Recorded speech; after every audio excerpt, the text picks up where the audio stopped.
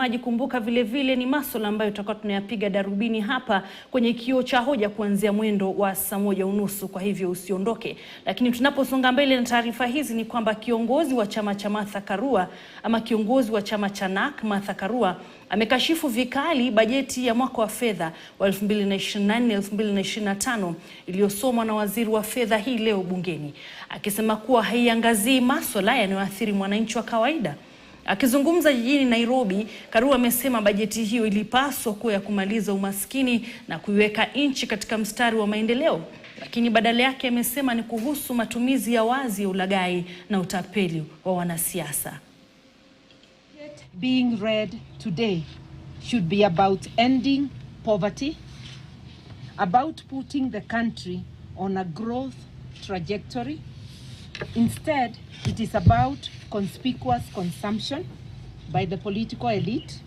Sadly, this regime is busy making a budget for itself in violation of Article 203 of the Constitution and Article 43. The reality of the Finance Bill 2024 represents a bouquet of new pains for Kenyans. And our question is, will the Ruto regime and Parliament listen to the cries of the people with regard to this bill?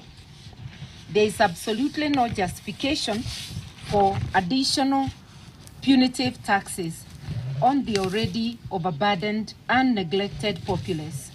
We must unite in our homes, our villages, our wards, our counties, and yes, our regions, to create a Kenya united to resist oppression. We must reject the finance bill and every imposition by the Ruto regime to push Kenyans into destitution.